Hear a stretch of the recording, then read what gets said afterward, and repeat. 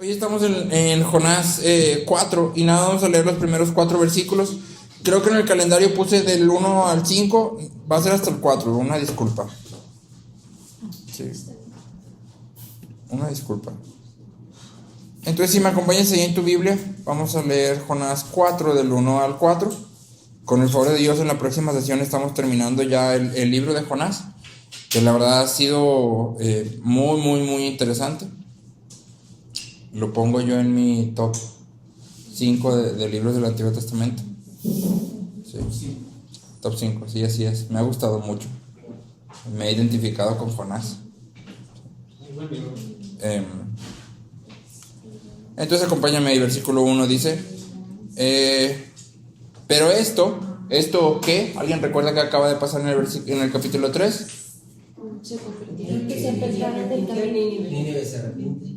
Pero la acción así inmediatamente anterior es Que Dios vio lo que hicieron y se apartaron. exacto, Dios detiene el castigo, Dios pospone el castigo, ¿sí? Entonces ahora sí, pero esto, que Dios detuviera el castigo, desagradó a Jonás en gran manera y se enojó y oró al Señor. Un avance, ¿no? Ya se enoja y ora. La vez pasada se enojó y se fue. Avances.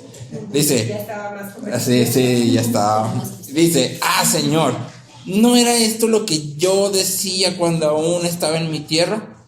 Por eso me anticipé a huir a Tarsis, porque yo sabía que tú eres un Dios clemente y compasivo, lento para la ira y rico en misericordia, y que te arrepientes del mal anunciado.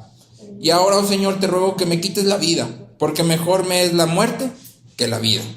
Y el Señor dijo: ¿tienes acaso razón para enojarte? En 2018, no sé si ya viste eso, estuvo muy increíble. 12 miembros de un equipo de fútbol, entre 11 y 16 años, 25 tenían más grande, quedaron atrapados en una cueva submarina en Tailandia. Sí. Estuvieron atrapados ahí por casi 18 días, si no me equivoco. Y se requirieron más de 10,000 personas para poder sacar a estos niños. Se requirieron más de 10 helicópteros y se bombearon más de 1 billón de litros de agua de las cuevas. Se sacaron más de 1 billón de litros de agua para poder salvarlos. Hicieron cosas bien locas. Al final, para lograr sacarlos, lo que hicieron fue meter a un médico, ¿sí?, para que sedara a los niños, los durmiera y luego sacarlos dormidos. Intervinieron en el rescate espeleólogos, que son los que se dedican a andar en cuevas submarinas, civiles, o sea, no eran ningún miembro del gobierno, ni personas capacitadas por el gobierno, ni nada, pero como nadie en el gobierno sabía, y estas 2 personas eran 2 civiles de otras nacionalidades que se dedicaban a esto como hobby, no eran profesionales, pero eran muy experimentados, y entonces les llamaron y todos estos participaron. Entonces, después de 18 días, que están ahí viendo cómo, cuándo, qué, y tratando de idear, y que logran rescatar a los 12 miembros, porque gracias a Dios todos salen. Cuando ves ahí el video, puedes ver el documental, creo que está en Disney. Ajá. Puedes ver que la gente está acá llorando, están súper emocionados, están aplaudiendo. Luego hay videos de cuando ya están en el hospital todas las personas y están los papás con lágrimas así todavía recorriendo los ojos y haciéndole así de que bien, o sea, qué bueno y todo. Y digo, esa sería la reacción normal, ¿no? Todos diríamos que la reacción normal ante hacer algo que pareciera imposible, lograr algo que parecía imposible, es gozo o felicidad extrema, ¿no? Todos diríamos eso, menos Jonás. ¿Sí? En el capítulo 4 de Jonás, sí, que es el capítulo secreto. ¿Por qué es el capítulo secreto? Porque la mayoría de nosotros terminamos la historia de Jonás en el pez. Y si bien nos va, si queremos darle un poquito más, pues lo llevamos todavía hasta Nínive y les predica y todos se convierten, y ahí terminamos la historia de Jonás. Sí, muy pocos sabemos o podemos narrar lo que pasa en el capítulo 4 de Jonás. Sí. En realidad, la historia de Jonás no termina en el éxito de la misión de Jonás, porque Jonás finalmente tiene éxito en algo que parece totalmente imposible, predica y toda Nínive se arrepiente. Pero la historia no termina ahí, ¿sí? Entonces, en la narrativa que vamos a leer ahorita, lo que ya leímos, hay 3 cosas que me gustaría enfatizar y que nos van a ayudar a entender cómo todos nos parecemos a Jonás mucho más de lo que nos gustaría. Sí, lo primero que vamos a estar platicando es que la teología es un asunto del corazón. Sí, la teología es un asunto del corazón. Lo segundo que vamos a estar platicando es que crecer en gracia es un proceso.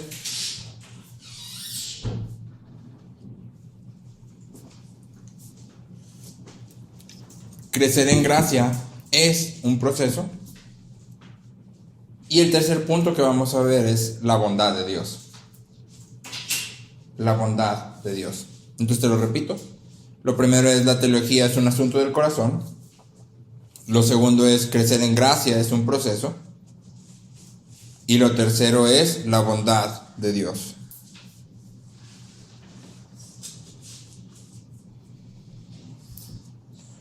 Entonces vamos a empezar pues por el primero, ¿no? Con los asuntos del corazón. ¿Cómo definirías tú teología? ¿Qué es teología en tus palabras? Es el estudio de, es el estudio de Dios. El estudio de Dios, entendimiento de Dios. Sí, es el entendimiento que tenemos de Dios en la vida práctica, o sea, en lo práctico, porque se refleja en nuestra teología, permea en nuestras acciones y en nuestra manera de vivir. Ok. Entonces, básicamente, teología es conocimiento Conocimiento, entendimiento de Dios. Muy bien. Básicamente, la teología es el estudio de Dios y generalmente pensamos en ella como algo intelectual. Sí, al hablarlo luego de conocimiento, ¿sí? O de estudio, estamos hablando de algo que involucra el intelecto. Y muchas veces, de hecho, pensamos en la teología como algo que está reservado nada más para pastores, o para líderes, o para estudiosos, ¿sí? Pero lo cierto es que todos tenemos cierta teología, y como dice Sproul en su libro, todos somos teólogos, ¿sí? ¿En qué sentido somos todos teólogos? Bueno, todos tenemos una idea de quién es Dios, de lo que Dios hace, y de lo que Dios está buscando, es decir, del propósito de Dios. Si todos tenemos una idea de quién es Dios, de lo que Dios hace y del propósito de Dios. También todos tenemos una idea de quién es el hombre, de la naturaleza del hombre y del propósito del hombre. Todos tenemos una idea, sea como sea. Sí, y la puedes ver claramente en todos aquí en este cuarto y en la reunión online. ¿Podemos diferenciar a un ser humano de un mono? Sí, ¿verdad? Ok, avanzamos un poquito más. ¿Pudieras diferenciar a un ser humano físicamente maduro de uno inmaduro? ¿Físicamente? No. Sí, todos. Sí. ¿Podríamos diferenciar a un hombre de una mujer? Sí. Sí. Es decir, todos tenemos una idea de qué es un ser humano. También todos tenemos una idea de cuál es el propósito del ser humano, porque finalmente estamos viviendo aquí y lo hacemos con un propósito, ¿sí? O en su defecto lo hacemos sin propósito y no tenemos eso claro, pero sabemos que debería haber algo ahí, ¿sí? Y todos tenemos una idea de la naturaleza del ser humano, ¿sí? Cada uno de nosotros define en nuestro pensamiento si decimos los hombres son buenos o los hombres son malos, o como dicen por ahí las corrientes del budismo, nada es bueno ni malo, o el posmodernismo, nada es bueno ni malo. Cada quien define lo bueno para él y lo malo para él, y pues lo que para mí puede ser malo para ti puede ser bueno, y chalala. Finalmente estás teniendo una concepción de quién es el ser humano, y lo mismo hacia Dios, ¿sí? Y finalmente todos tenemos una idea de la dinámica entre Dios y el hombre. Es decir, todos tenemos una concepción, una idea de cómo se relacionan Dios y el hombre, ¿sí? Como sea, todos la tenemos, ¿sí? Y eso es lo que conforma nuestra teología, ¿sí? En el caso de Jonás, su teología lo llevó al enojo al punto de la muerte, ¿sí? Y el pensamiento de Jonás en el libro, o el pensamiento que nos deja ver Jonás en el libro, es bastante sencillo. Y su teología es básicamente: Dios es el Dios de Israel, ¿sí? Y solo los israelitas merecen la gracia de Dios, ¿sí? Los paganos idólatras merecen juicio, y destrucción. Eso es lo que merece. Entonces, cuando el mundo no cuadra con la teología de Jonás, cuando el mundo no se ve como Jonás cree que se debería de ver, y cuando Dios no actúa como él cree que debería de actuar, ¿qué dice Jonás? Mejor ya no quiero vivir. No quiero vivir en este mundo y no quiero ninguna relación contigo. O sea, mejor dame ya aquí gas. Es importante aquí entender que tú y yo entendemos la muerte un poco diferente que ellos. Para cualquier persona en ese tiempo, la muerte sería el juicio final de Dios. ¿Sí? Entonces, que Jonás le esté pidiendo a Dios que lo mate, no es nada más un evento de pues ya quítame la vida y me voy contigo a la eternidad, como tú y yo lo pudiéramos entender. ¿Sí? Le está pidiendo que le aplique el juicio máximo. O sea, ya no quiero nada ni con este mundo que no se ve como yo espero, ni contigo que no estás actuando como yo pienso que debes de actuar. ¿Sí?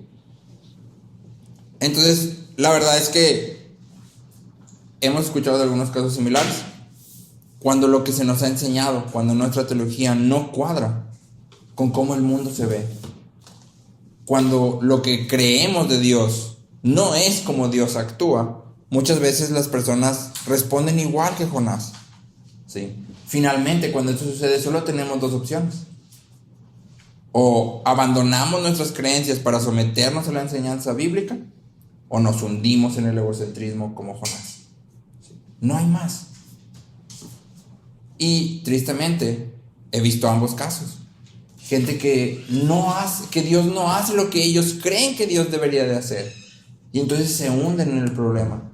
Se hunden y se hunden y se hunden y se hunden. Y todo parece girar en torno a ese solo evento, a ese solo problema. ¿Sí? ¿Qué están haciendo? Todo su mundo está girando en torno a ellos mismos. Están dejando a un lado a Dios y su relación con Dios y todo lo que Dios dice. ¿Sí? Entonces, como te dije al principio, nos parecemos más a Jonás de lo que nos gustaría. Y ya que todos tenemos una teología, la pregunta clave ¿es nuestra teología bíblica? ¿Nuestra teología cuadra con la teología de la Biblia?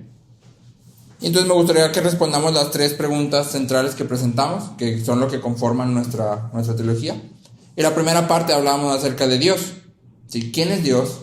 ¿Qué hace y cuál es su propósito? ¿Sí? Dios es creador y juez. Dios es todo suficiente, eterno, inmutable, incomprensible, omnipresente, todopoderoso, omnisciente, santo, justo, misericordioso y lleno de gracia.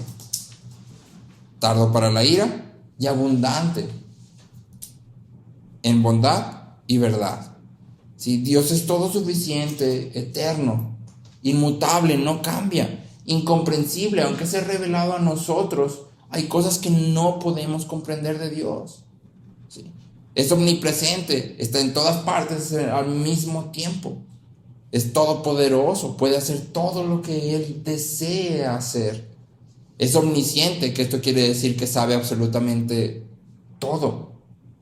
Es santo, que significa que no tiene nada de pecado y que es fuente de vida. Es justo, es misericordioso y es lleno de gracia, tardo para la ira y abundante en bondad y verdad. Y Dios existe eternamente en tres personas: el Padre, el Hijo y el Espíritu Santo. Eso es, ¿quién es Dios? ¿Sí? ¿Cuál es el propósito de Dios? Bueno, desde el comienzo de la historia, Dios ha tenido un plan: establecer su reino, es decir, establecer su habitación en medio de su pueblo. Apocalipsis 21:3, que es donde ya estamos cerrando ahora sí que el canon bíblico, pero también estamos cerrando la historia del mundo. Y Apocalipsis 21:3 dice: el tabernáculo, o sea, el lugar donde Dios habita, el tabernáculo de Dios está entre los hombres, y Él habitará entre ellos, y ellos serán su pueblo, y Dios mismo estará entre ellos. ¿Sí? Ese es su propósito. Y entonces todo lo que Dios ha hecho desde el inicio y que culmina en la vida, muerte, resurrección y ascensión de Cristo, tiene como propósito justificar, santificar y glorificar a aquellos que Él ha elegido para que habiten con Él. Si el propósito de Dios es establecer su reino, todas sus acciones están dirigidas a ese propósito. ¿Sí? Y por eso culminan o la cúspide de todas las obras de Dios es la cruz de Cristo, la vida, la muerte, la resurrección y la ascensión de Cristo. Porque a través de ella los hombres son justificados, santificados y serán glorificados para habitar con Él. Efesios 1, del 3 al 6, dice: bendito sea el Dios y Padre de nuestro Señor Jesucristo, que nos ha bendecido con toda bendición espiritual en los lugares celestiales en Cristo. Y ojo, porque este versículo se suele sacar de contexto. Nos ha bendecido con toda bendición espiritual y entonces tú reclama y arrebata bendición. No. Yo creo que Pablo, como hemos dicho, ninguna falsa enseñanza es nueva. Los hombres somos bastante predecibles. Hacemos lo mismo una y otra vez. Entonces Pablo dice: ok, no quiero que te vayas para allá, te voy a describir a qué me estoy refiriendo con bendición espiritual, ¿sí? Y luego dice: porque Dios nos escogió en Cristo. ¿Sí? Esa es la primera bendición. Si sigues leyendo Efesios 1, que no lo voy a hacer, Pablo está describiendo las bendiciones espirituales con las que Dios nos ha bendecido, ¿sí? Pero aquí esta es la que nos concierne. El versículo 4 dice: porque Dios nos escogió en Cristo antes de la fundación del mundo, para que fuéramos santos y sin mancha delante de Él. En amor nos predestinó para adopción como hijos para sí mediante Jesucristo, conforme a la buena intención de su voluntad, para la alabanza de la gloria de su gracia, que gratuitamente ha impartido sobre nosotros en Él, amado. Entonces, desde antes de la creación del mundo, Dios nos había elegido y nos eligió para que fuésemos santos y sin mancha. ¿Sí? Nos predestinó para ser adoptados, ¿sí? Conforme a la buena intención de su voluntad, es decir, porque Él quiso. No hay nada en nosotros que lo merezca, es porque Él quiso. ¿Sí? Y entonces esto hace nuestra parte de quién es Dios, cuál es su propósito y qué hace. Pasamos a la parte del hombre. El hombre es el pináculo de la creación. Hombre y mujer fueron creados a la imagen de Dios para glorificarlo y disfrutar de Él por siempre, al vivir en santidad y reflejar el carácter justo y bondadoso de Dios a toda la creación. Entonces hago un retroceso hasta Génesis. Acuérdate cuando Dios pone al hombre y a la mujer en el jardín y dice: hagamos al hombre y a nuestra imagen y semejanza, ¿sí? Los pone, y esta idea de imagen y semejanza lleva con ella también la tarea de cuidar el jardín y de dominar sobre la creación. Entonces el hombre fue creado para vivir en santidad, es decir, cohabitar con Dios, y reflejarlo en medio de la creación. Y de esa manera poder disfrutar de Dios. Al glorificar a Dios, al vivir en santidad, el hombre también iba a disfrutar de Dios. ¿Sí? Pero, como todos sabemos, Adán y Eva pecan. Y entonces la imagen de Dios es manchada por el pecado. Después de Adán, todos los hombres nacen en pecado. Son incapaces de elegir o de acercarse a Dios por ellos mismos. Y todos los hombres son hijos de ira y enemigos de Dios. ¿Cuál es la naturaleza del hombre? El hombre es pecador. ¿Qué hace el hombre? Peca. ¿Cuál es el propósito del hombre? El propósito del hombre es glorificar a Dios y disfrutar de Él para siempre. ¿Sí? Y eso hace nuestra parte número 2. ¿Sí? ¿Quién es el hombre? ¿Cuál es su propósito y qué hace? Nos falta solo la parte 3. ¿Cómo se relacionan Dios y el hombre? ¿Sí? Dios llama a todos los hombres a arrepentirse y a creer en Cristo y su obra. Aquellos que ignoran el llamado pagarán por sus pecados ellos mismos en condenación y sufrimiento eterno.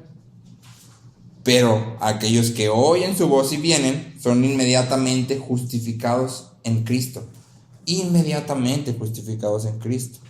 Y gradualmente santificados por la obra del Espíritu Santo.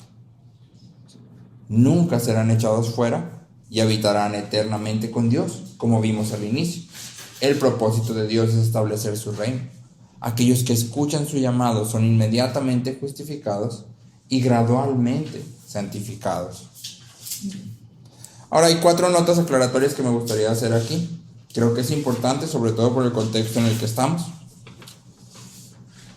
En primer lugar, el hombre que ha sido justificado, el hombre que ha creído en Cristo, en la obra de Cristo, ¿sí?, no se convierte, nunca se convierte en una clase o en algún tipo de semidios que pueda declarar a existencia cosas.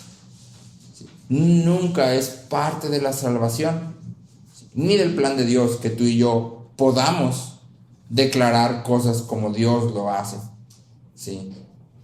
Traer a cosas a existencia por su voz es una prerrogativa divina, es decir, es algo que solo Dios puede hacer. Nosotros como hombres no tenemos esa capacidad y Dios no nos la da, ¿sí? Es algo que le corresponde solo a Él. En segundo lugar, Dios no ha prometido prosperidad financiera a sus hijos. Ha prometido suplir nuestras necesidades, pero ojo, porque dice necesidades. Lo que necesites, Dios va a tener cuidado de ello. No es lo mismo a que vivas en opulencia. Y además hay un factor: va a ser lo que necesites conforme a sus propósitos, no lo que tú creas que necesites, no lo que tú digas esto necesito, no, lo que necesites conforme lo que Él haya planeado, ¿sí? Y la vida de los apóstoles testifica de esto. ¿Cuál de los apóstoles sabes tú que vivió en opulencia? Ninguno. Ni uno solo. ¿Cuál de los apóstoles sabes tú que vivió sufriendo escasez, hambre, persecución? Todos. Y no podemos decir, no, es que les faltó fe, ¿sí? No, es que no fueron obedientes bien, o sea, estaban siendo medio obedientes. Eran hombres, sin duda fallaban, ¿sí? Pero hicieron lo que Cristo los mandó a hacer y no vivieron en opulencia. En tercer lugar, Dios no ha prometido darnos salud total y completa en este mundo. Sí ha prometido que va a llegar un día en que no va a haber enfermedad, ni dolor, ni muerte, pero hoy por hoy en este mundo, la enfermedad es parte del mundo caído, ¿sí? Y muchas veces la enfermedad es consecuencia de nuestro pecado, de nuestro no cuidar nuestro cuerpo, de mal alimentarnos, de muchas cosas, ¿sí? Dios no ha prometido traer sanidad total, ¿sí? Es parte del mundo caído. La enfermedad no es siempre una consecuencia de nuestro pecado, pero no es tampoco algo que Dios ha prometido erradicar hoy por hoy. ¿Qué sí ha prometido Dios? Ha prometido que nos dará la mayor bendición que existe. ¿Cuál? La gracia. Comunión con Él. Es la mayor bendición que existe. ¿Sí? Fuimos creados para vivir en comunión con Dios. ¿Sí? Que seamos restaurados a esa comunión. Es ser restaurados a todo lo que Dios había planeado para nosotros desde el principio. ¿Sí? Aunque sea un leve vistazo de lo que va a hacer, ya está. Y esa es la mayor bendición que podemos tener, ¿sí? Por esto, lo mejor que el creyente puede ofrecer al mundo es el evangelio. Más que riquezas, más que no vas a sufrir enfermedad o la vida cristiana es color de rosa. No es de color de rosa. Pero estando en Cristo tienes la mayor bendición que cualquier ser humano puede tener: comunión con Dios, ¿sí? La teología es ciertamente el conocimiento de Dios, pero no es nada más algo intelectual. El amor y el conocimiento están íntimamente ligados. Yo no puedo amar plenamente aquello que no conozco. Y muchas veces amamos una imagen de la persona. Creo que últimamente hemos estado hablando mucho acerca del matrimonio. Y algo que resonaba en mi cabeza mientras hacía esto es: Realmente no conoces a una persona hasta que te casas con ella. ¿Sí? No la conoces. Y entonces cuando estás enamorado, amas la imagen que tienes de esa persona. Tienes una imagen medio incompleta, ¿sí? Es una imagen parcial. No lo conoces realmente. Muchas veces idealizada. Muchas veces sí podemos decir, no, pues tiene este defecto, aquello, aquí, allá. Pero todavía está idealizada porque decimos, no, sí lo aguanto. Sí me aviento 60 años soportando eso. Sí, no sabes de qué hablas, ¿verdad? No sabemos. Estamos chavos. Bueno, ya no estoy chavo yo, pero cuando nos casamos, sí. Entonces, cuando te casas y luego ya empiezas a vivir con esa persona todos los días, ¿sí? Y todo lo que esa persona es y hace, lo empieza a hacer y hacer contigo todo el tiempo ahí a un lado. Entonces ahora sí lo empiezas a conocer. Y entonces ahora sí empiezas a decir, ay, joder, está más difícil de lo que pensé. Está más difícil.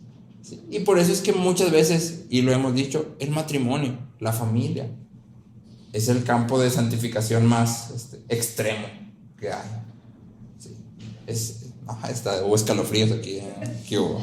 Está extremo. Y sí lo es. Sí. Pero muchas veces nos pasa lo mismo con Dios. Tenemos una imagen parcial de quién es Dios. Y amamos esa imagen igual que Jonás. Y entonces cuando Dios no se comporta como la imagen que yo tenía de Él, ya no quiero nada. ¿Sí? Mejor ahí que se acabe.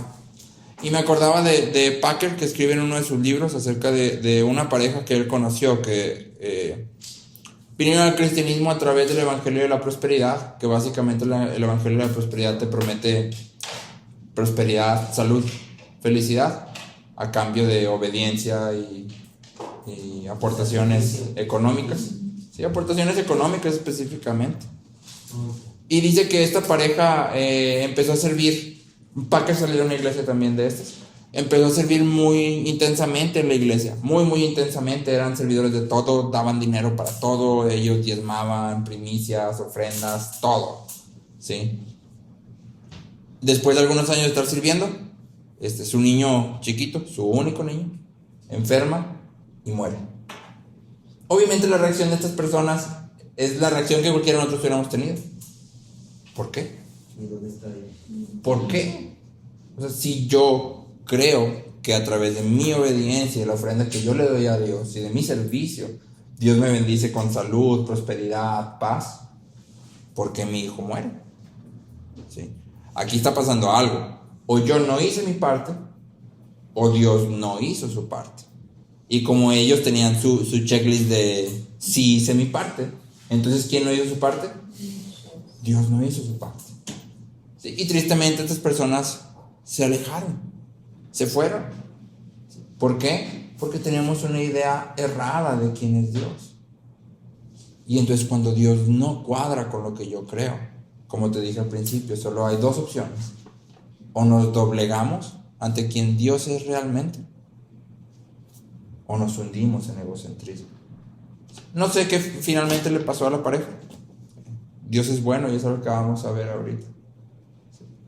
Pero de primera instancia creo que esto es algo que a todos nos debería de sacudir. Para nosotros mismos primero, ¿sí? Lo que yo pienso de Dios, de los hombres, de cómo nos relacionamos con Él, ¿realmente es bíblico? Pero también para con aquellas personas que nos rodean. ¿Qué están pensando las personas que nos rodean respecto a Dios, respecto a ellos mismos? ¿Y qué va a pasar cuando el mundo o Dios no se comporten como ellos creen que se comporta? Porque aunque Dios sea bueno y finalmente los traiga de vuelta, el golpe va a estar fuerte. ¿Sí? Y van a sufrir. Entonces esto es algo que debería sacudirnos a todos. ¿Sí? En segundo lugar, les dije que quería platicar acerca de un proceso. ¿Cuál proceso? El proceso de crecer en gracia. ¿Sí? Creo que es como asombroso ver cómo Jonás está furioso por aquello que Dios ha hecho.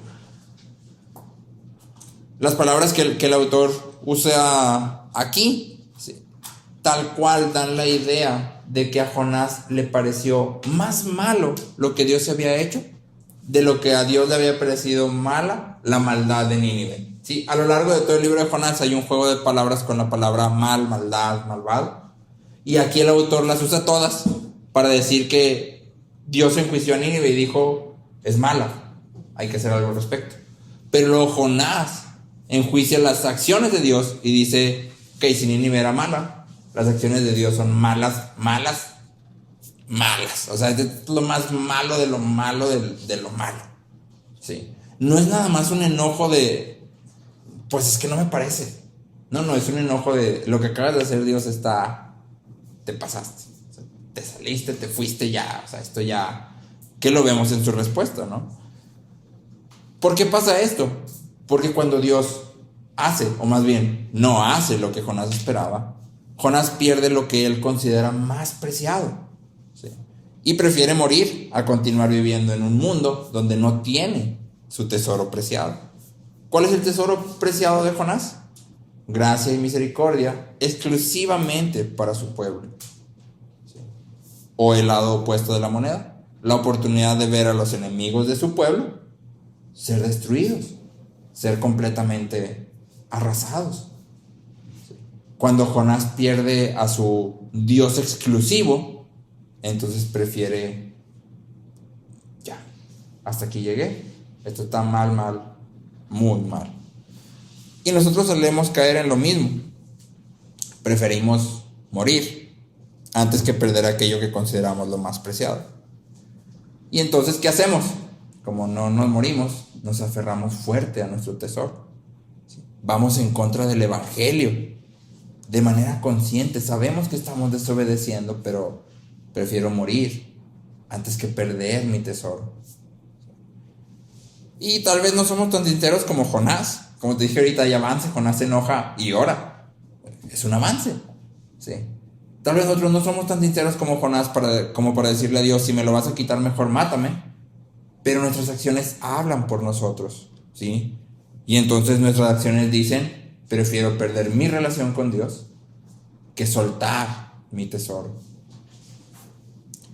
Jonás fue tragado por un pez. Y si te acuerdas, según la propia descripción de Jonás, cuando fue tragado por el pez, llegó hasta las mismas puertas del Seol. ¿Te acuerdas qué dice?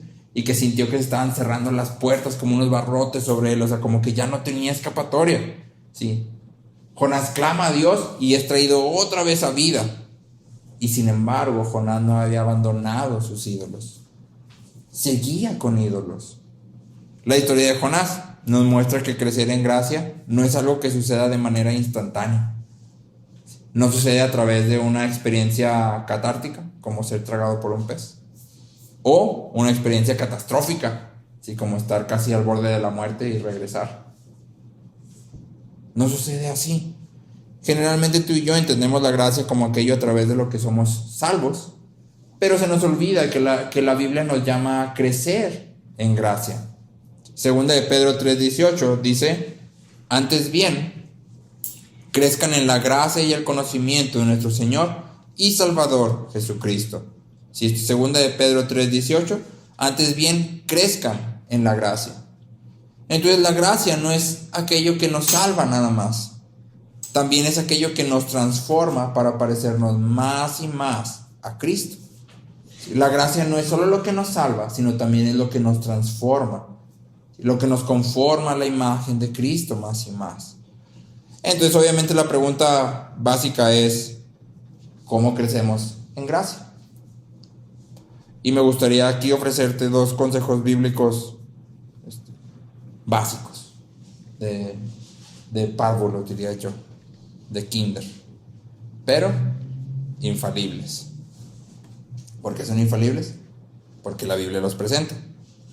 En Hechos 2:42, recuerda que Hechos narra el crecimiento de la iglesia, ¿sí? La expansión del evangelio, la expansión de la palabra, ¿sí? Y Hechos 2:42 dice, hablando de los cristianos, y se dedicaban continuamente a las enseñanzas de los apóstoles, a la comunión, al partimiento del pan y a la oración. Entonces se dedicaban continuamente a 4 cosas: enseñanzas de los apóstoles, es decir, a la lectura y estudio de la Biblia;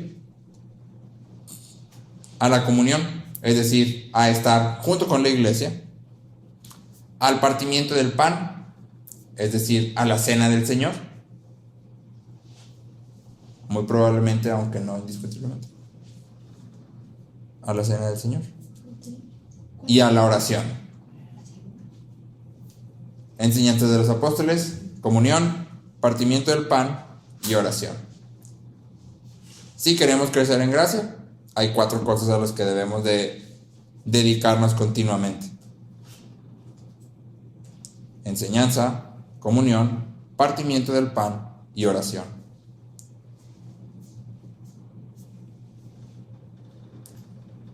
Nota que todo esto está hecho en el contexto de iglesia, es decir, no están dedicándose a la enseñanza de los apóstoles cada quien en su casa y a la oración cada quien en su casa, sino que lo están haciendo todos juntos, ¿sí? El estudio y la oración y todo esto de manera individual es importante y necesario, pero no es más importante que hacerlo como iglesia. Y Filipenses 2, 12 y 13 dice, Filipenses 2, 12 y 13 dice: ocúpense en su salvación con temor y temblor, porque Dios es quien obra en ustedes tanto el querer como el hacer para su buena intención. Entonces, si queremos crecer en gracia, hay que ocuparnos en nuestra salvación con temor y temblor. ¿Qué significa ocuparse en la salvación? La palabra que está ahí como ocuparse se pudiera traducir bien como pon a trabajar. Si otras versiones lo traducen de esta forma: pon a trabajar tu salvación con temor y temblor. Es decir, si queremos crecer en gracia, andemos conforme al Evangelio, ¿sí? Si el Evangelio me llama, yo lo hago y reconozco que es Dios quien pone en mí el querer como el hacer, ¿sí? Entonces, algunas preguntas que te puedes hacer respecto a esto es: ¿cuánto tiempo dedicas a la lectura, el estudio y la memorización bíblica en tu semana, en tu día?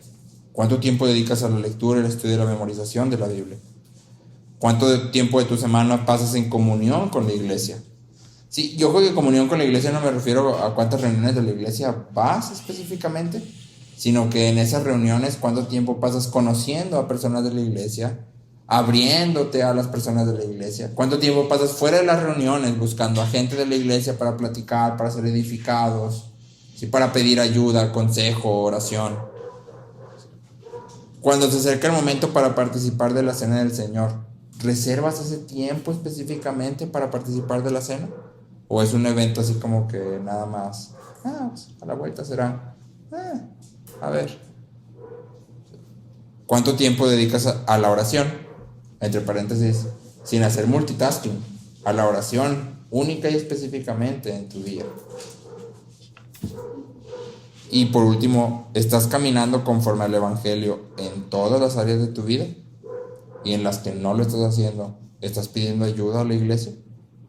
¿Estás confesando tu falta?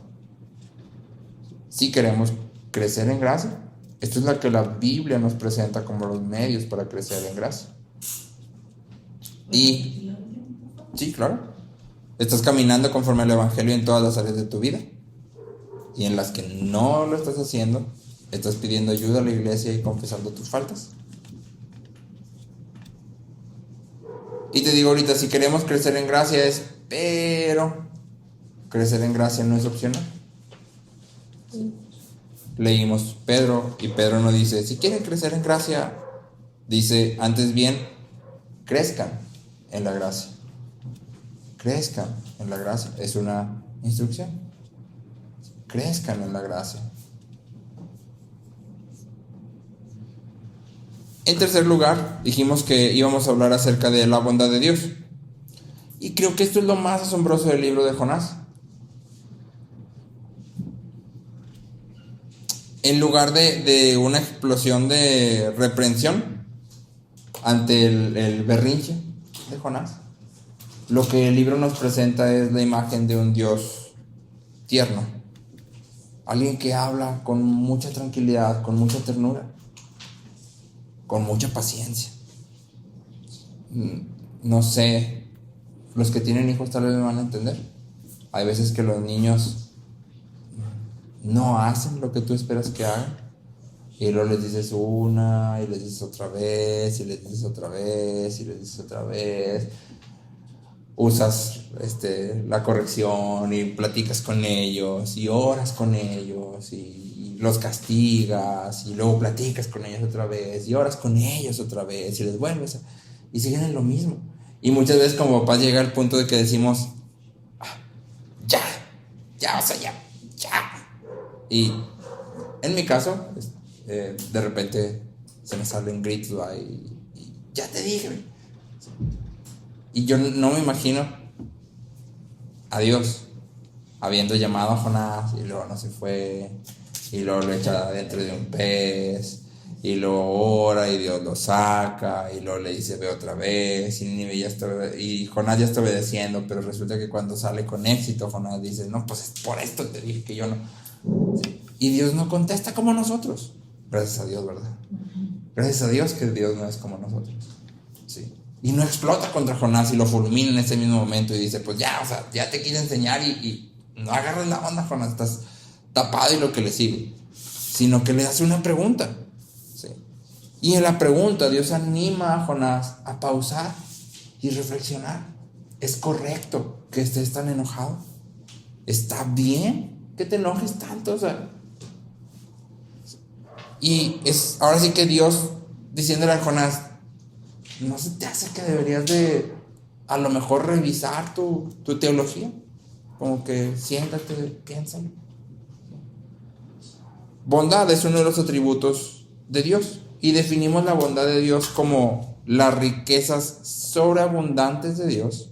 ¿Sí? Las riquezas sobreabundantes de Dios, mediante las cuales aquel que no recibe nada y no necesita nada, comunica su bendición a su creación y a sus criaturas. Va otra vez. Las riquezas sobreabundantes de Dios, mediante las cuales aquel que no recibe nada y no necesita nada, aquel que no recibe nada y no necesita nada, comunica su bendición a su creación y sus criaturas. A su creación y sus criaturas. ¿Comunica su qué? Bendición. A su creación y sus criaturas. ¿El que necesita nada? Comunica su bendición a su creación y sus criaturas. Entonces la bondad de Dios es todo aquello que Dios da, ¿sí? Dios siendo alguien que no recibe nada al dar y que no necesita nada al dar, ¿sí? Y la bondad de Dios engloba varios de los atributos morales de Dios. A la bondad de Dios hacia aquellos en miseria la llamamos misericordia. A la bondad de Dios cuando pospone su juicio la llamamos paciencia. A la bondad de Dios hacia aquellos que no merecen nada la llamamos gracia. Hay tres áreas principales en las que podemos ver la bondad de Dios. En primer lugar, vemos la bondad de Dios en la creación. Dios no tenía que crear el mundo. Dios no necesita nada del hombre. Pablo dice, Dios no puede ser servido por manos humanas, como si necesitara algo.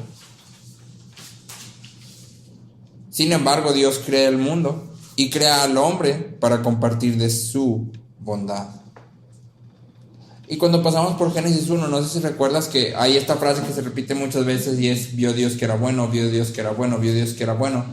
Pero lo que a veces pasamos por alto es que todo este mundo que Dios vio que era bueno, lo creó pensando específicamente en una cosa. ¿En qué?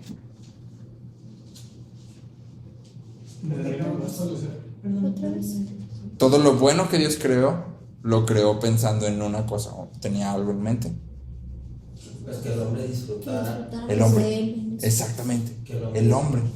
Dios crea todo el mundo y lo crea todo bueno para colocar ahí al hombre, ¿sí? Para vivir ahí con el hombre, ¿sí?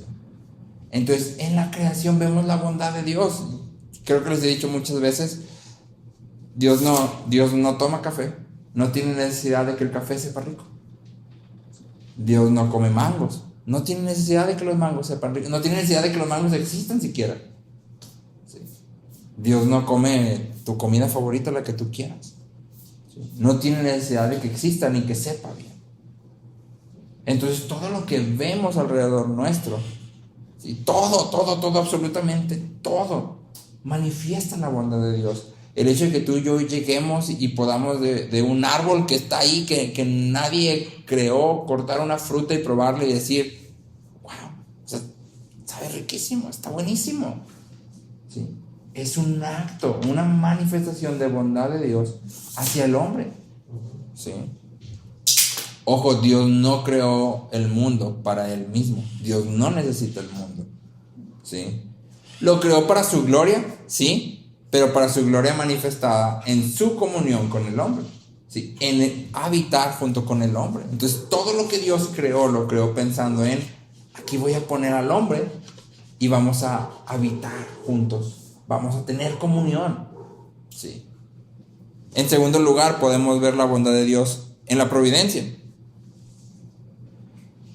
Dios muestra su generosidad al sostener y cuidar todo lo que Él ha hecho.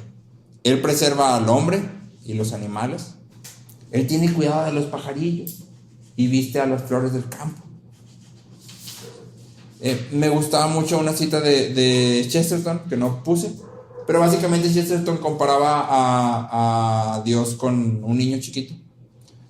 Y es cierto, los niños chiquitos cuando encuentran algo maravilloso o asombroso quieren que pase una y otra. Hazlo de nuevo, otra vez, por la misma película, otra vez. Ya cuando llegamos a ser adultos, ya no tenemos tiempo para eso, ni ánimos.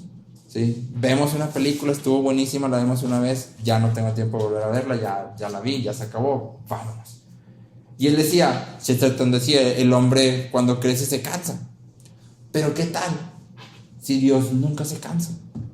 Y entonces el hecho de que el sol salga en la mañana y luego la luna en la noche y luego haya nubes y haya lluvia no es nada más algo que Dios le puso play y se repite una y otra vez, sino que es algo que Él intencionalmente hace todos los días como un niño chiquito. A ver otra vez. Y entonces la idea de Chesterton es básicamente lo que pasa en el mundo no pasa nada más porque Dios le dio play y se fue, sino que pasa porque Dios está en cuidado constante de todo lo que sucede. El hecho de que el sol salga cada día es una manifestación de la bondad de Dios, que se asegura de que el sol salga. ¿Sí? Pero más que eso, Dios nos da su ley para que sepamos cómo obedecerlo y vivir en paz unos con otros. ¿Sí? Dios refrena la maldad de los hombres no somos tan malos como pudiéramos ser. ¿Sí? Nos da su palabra, que funciona como una lámpara a nuestros pies y guía todos nuestros pasos y todas nuestras obras conforme al consejo de su voluntad. El Salmo 145:9 dice: el Señor es bueno para con todos y su compasión sobre todas sus obras. Salmo 145:9, el Señor es bueno para con todos y su compasión sobre todas sus obras. ¿Sí? Entonces, hasta ahorita hemos visto que la bondad de Dios se puede ver en la creación, en su providencia, pero sobre todo la bondad de Dios se puede ver en la redención. El Dios que no tenía ninguna necesidad de crear el mundo. ¿Crees que tenía necesidad de redimirlo? No, para nada. Cuando Adán y Eva pecaron, Dios pudo simplemente haber dicho, bueno, no quisieron. ¡Pum! Se acabó. No tenía ninguna necesidad de redimirlo. ¿Sí? Desde el pecado en el jardín del Edén hasta más adelante, cuando los israelitas apenas habían sido sacados de Egipto con mano poderosa y milagros y maravillas y señales, y apenas se descuidó Moisés poquito así, ¡pum!, becerro de oro. Hasta más adelante, en la cruz de Cristo, la humanidad ha tenido, como usábamos en la escuela antes, de mérito tras de mérito, tras de mérito, tras de mérito. Si estuviéramos contando homecoins, estaríamos como en menos 5 billones. Estaríamos debiendo todo. Es decir, la humanidad no merece absolutamente ni un poquito de la bondad de Dios. Nada induce a Dios a ayudarnos más que su propia bondad. Y nada muestra la bondad de Dios en la redención de manera más gloriosa que la cruz de Cristo, a fin de salvar a los hombres de su propio pecado y de la ira que su pecado merece. Dios dio a su único Hijo para morir en una cruz y cargar con toda su ira. Y esto es lo que ya habíamos dicho, se llama gracia costosa. ¿Cuánto costó la gracia? Costó la vida del único Hijo de Dios. Pero no solo eso, sino que no recrimina a ningún hombre, ¿sí? No es como si Dios dijera, mira todo lo que he hecho por ti. ¿No vas a aceptar mi regalo? Entonces directito al infierno, vámonos, y lo baja. ¿Sí? Dios no encuentra placer en condenar a los hombres. Los hombres son condenados porque rechazan la obra de Cristo, ¿sí? Pero no nada más eso, sino que a los que recibimos el don de Dios verdaderamente, tampoco nos dice, ya viste todo lo que he hecho por ti, ahora te toca vivir en obediencia perfecta, perpetua y personal para siempre, porque pues todo lo que hice por ti pues lo merece, no es lo menos que puedo hacer, obedecerme total y completamente. Y si no me obedeces total y completamente, pues igual fulminado derechito junto con todos los demás, ¿sí? Totalmente distinto a eso. Una vez que somos justificados en Cristo, ¿quién crees que nos santifica? Él mismo. Él mismo. Dice, ok, yo te justifico. Sé que no te puedes santificar tampoco. Yo te santifico. Dios nos acepta como sus hijos y comienza a conformarnos a la imagen de Cristo.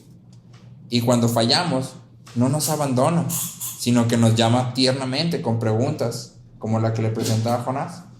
O en algunos casos también puede ser más duro y nos deja probar ahora sí que el sabor de la miseria de nuestro propio pecado, nuestra desesperación, como en el caso de Jonás y el pez.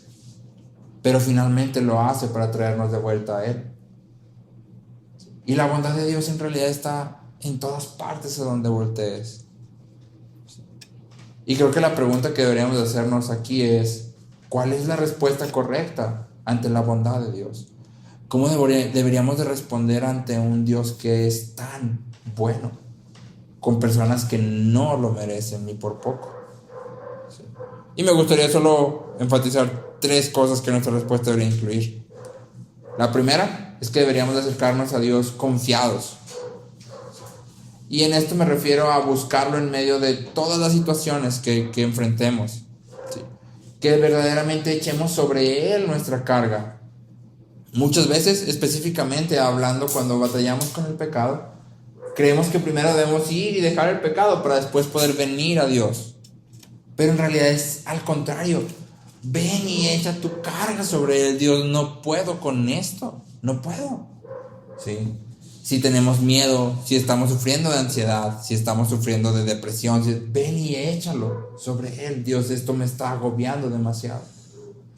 ¿Sí? ¿Por qué lo voy a echar sobre Él? Porque Dios ha probado una y otra vez que Él es bueno. Él es bueno, esa es su naturaleza.